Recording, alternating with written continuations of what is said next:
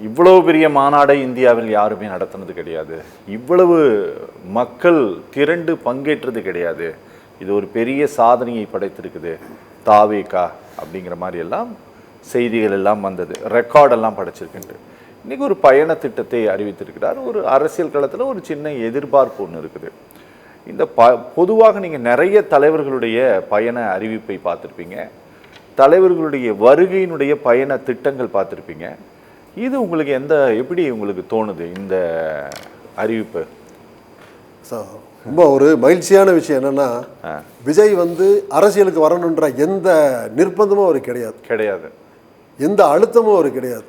சில பேருக்கு இருந்திருக்கலாம், சில பேருக்கு இருந்து வராமல் போயிருந்திருக்கலாம். ஆனால் அவர் அதெல்லாம் தாண்டி சுய ஆர்வத்தோடையும் ஏதாவது ஒன்று பண்ணியே தீரணும் அப்படின்ற இதோட வர்றாருன்றது வந்திருக்காருன்றது தான் இந்த எல்லாரும் சொல்கிற மாதிரி நிதர்சன உண்மை. சரி, அதேமாரி ஒன்றிய அரசை எதிர்த்து பேச மாட்டார், மோடியை எதிர்த்து பேச மாட்டார் அப்படின்ற மாதிரி ஒரு இது இருந்தது. பயப்படுவாங்க. அது சினிமா ஃபீல்டில் உச்சத்தில் இருக்கிற ஒரு நடிகருக்கு எந்த விதமான மிரட்டல்கள் அழுத்தங்கள் வருன்றது எல்லாருக்கும் தெரிஞ்ச விஷயம். ஆனால் அவர் அதையும் தாண்டி பேச மாட்டான்னு சொன்னதுக்கு மதுரை மாநாட்டிலே கூட பேசிட்டார், சேம ஸ்ட்ராங்காக பேசினார்.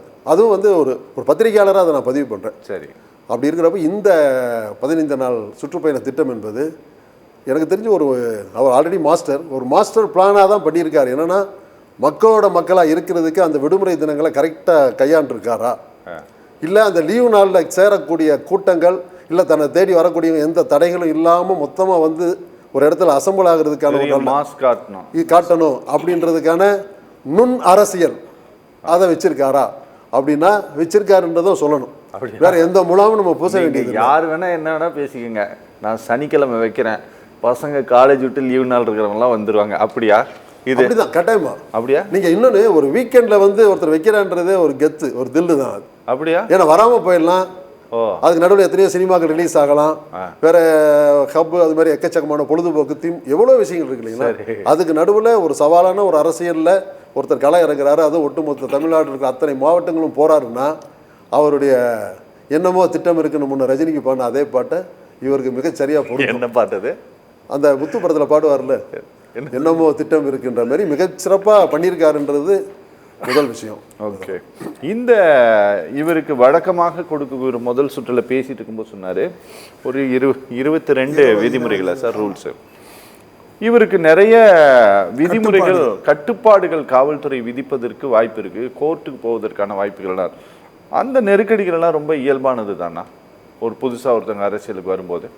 இல்லை, இப்போ அவர் அந்த ரோடு ஷோ பண்ண வேணான்னு சொல்கிறாங்க, அவர் வண்டிக்கு பின்னாடி இவ்வளோ வண்டிகள் வரக்கூடாது.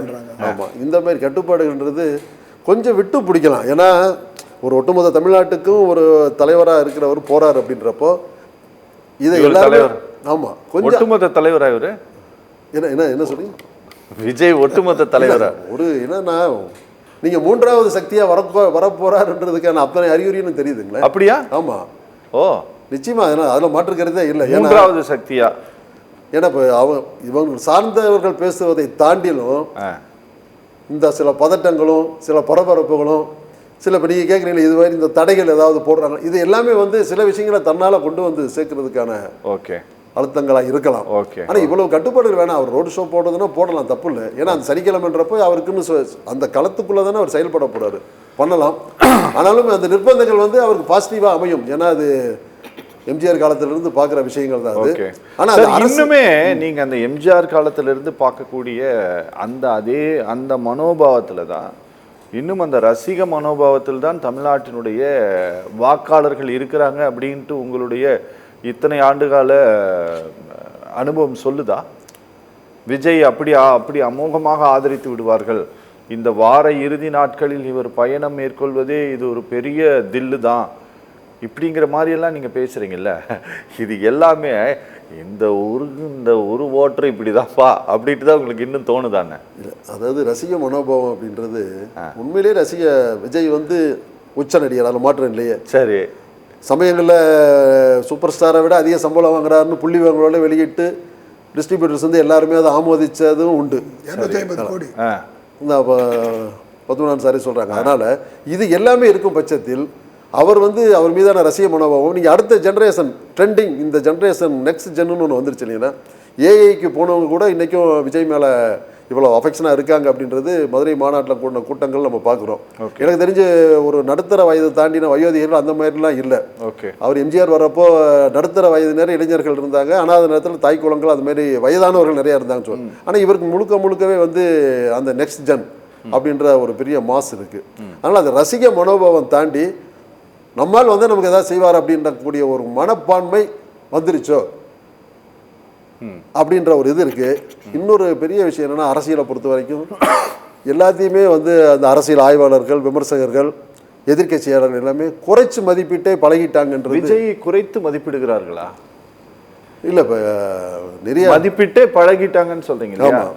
அதே அந்த மதிப்பு, அந்த இப்போ ராஜசேகர் சார் பேசிட்டு இருந்தாரு, அவர் கூட சொன்னார், அவருடைய வீட்டின் கதவுகளை திறந்து வைத்திருந்தால் அல்லது ஜனங்களை தினந்தோறும் சந்திக்க தொடங்கினால் ஏதாவது வாக்குகளை வாங்குவதற்கு ஒரு வாய்ப்பு இருக்கிறது அப்படின்ட்டு அவர் சொல்றாரு. இது எல்லாமே ஒரு குறைவான மதிப்பீடு தானே? ஏன்னா இந்த அரசியல் விமர்சகர்களுக்கும் பதில் கொடுத்தாரு. நீங்க மேடையில நான் யாரு கூட கூட்டணி அமைக்க போறேங்கிறத வேட்பாளர் அறிவிக்கிறேன்னு சொல்லிட்டு, மதுரை தெற்குலையும் நான் தான், கிழக்குலையும் நான் தான், மேற்குலையும் நான் தான் சொல்லிட்டு யாரு கூட கூட்டணி அமைக்க போறேன் அப்படிங்கிறத அப்படியே சஸ்பென்ஸோடவே இருங்க அப்படின்ட்டு போனார். கரெக்டுங்களா? அதனால இந்த மாதிரி பாருங்க, அரசியல் விமர்சகர்கள் எல்லாம் கூட ரொம்ப குறைவாக மதிப்பிடுகிறார்களா? இல்லை, அப்படி குறைவாக மதிப்பிடப்பட்டவர்கள் எல்லாருமே வந்து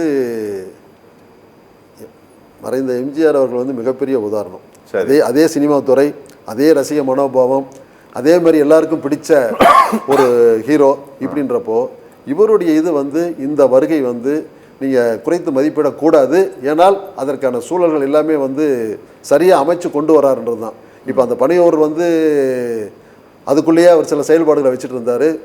நான் கூட விளையாட்டாக சொல்லுவேன், பனையூர் வந்து விஜய்க்கு கற்பனையூராக இருக்குமோ சரி அப்படின்ற அளவு கூட நினைப்போம். ஆனால் பனையூரை தாண்ட மாட்டார் அப்படின்னு நினைக்கிறப்போ மாணவர்கள் நடத்தினார். மாணவர்கள் தானே அப்படின்னா இந்த தமிழ்நாடு முழுக்க அவர் சுற்றுப்பயணத்துக்கு திட்டமிடுறாரு. ஸோ இந்த அடுத்தடுத்த கட்டங்களை வந்து நீங்கள் கவனத்தோடு நீங்கள் அணுகணும்.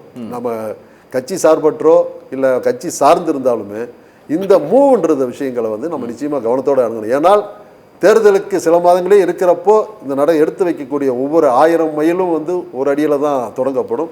இதை வந்து நம்ம குறைச்சு மதிப்பிடக்கூடாது என்பது எனது கருத்து. ஓகே, அரசியல் நல்லா தெரியும் சார் அவருக்கு. அவர் நீண்ட காலம் தேசிய கட்சியில் இருந்தவர். இதே நேர்மை அப்படிங்கிற ஒன்றை வச்சுக்கிட்டு விளக்குமாற தன்னுடைய சின்னமாக வச்சுக்கிட்டு ஒருத்தர் வந்தார். சரிங்களா? ஆமா, ஜெயிச்சாரு. ஆனா அவர் நேர்மையற்றவர் அப்படின்னு கொண்டு போய் தூக்கி உள்ள வச்சிருச்சு இந்த அரசியல். சரிங்களா சார்? அதனால சார் சொல்றாரு, இந்த நேர்மை அப்படிங்கிறத தூக்கிட்டு வந்தா இன்னும் அரசியல்ல அது செல்லுபடி ஆகுமா அப்படின்ட்டு எனக்கு தெரியல. ஆனா இந்த மீண்டும் ஒரு வாய்ப்பை கொடுக்கணும் அப்படின்ட்டு அவர் சொல்றது, ஜனங்க கொடுக்குறாங்களா இல்லையாங்கிறத நம்ம பார்த்துருவோம். மீண்டும் இல்லை, புதிய வாய்ப்பு. சார் எந்த இடத்துக்கு போறோமோ அந்த இடத்தினுடைய பிரச்சனையை பேசி, அந்த மக்களுடைய பிரச்சனையை பேசி செல்வது தான் தேர்தல் பிரச்சாரத்தினுடைய யுக்தியாக இருக்குது. இந்த நாட்டினுடைய பிரதம மந்திரி நரேந்திர மோடி இந்த நாட்டில் வந்து பேசும்போது, தமிழ்நாட்டில் வந்து பேசும்போது, அன்னைக்கு எது இந்த மாநிலத்தில் பேசுபொருளாக இருக்குதோ அதையெல்லாம் பேசி செல்கிறார். அப்படி பேசிட்டு போனது தான் திண்டுக்கல் லியோனி பெண்களுடைய இடுப்பு குறித்து பேசின ஒரு விஷயத்தையெல்லாம் கூட அவர் பேசிட்டு போனார். உங்களுக்கு நினைவு இருக்குன்னு நினைக்கிறேன். அதுபோல் பரவலாக மாநிலம் முழுவதும் போய் ஜனங்களை ஈர்க்கணும், அதை ஒரு பெரிய பேசுபொருள் ஆக்கணும் அப்படின்னா நிறைய விஷயங்களை பேச வேண்டிய தேவை இருக்குது ஒரு அரசியல் தலைவராக விஜய்க்கு.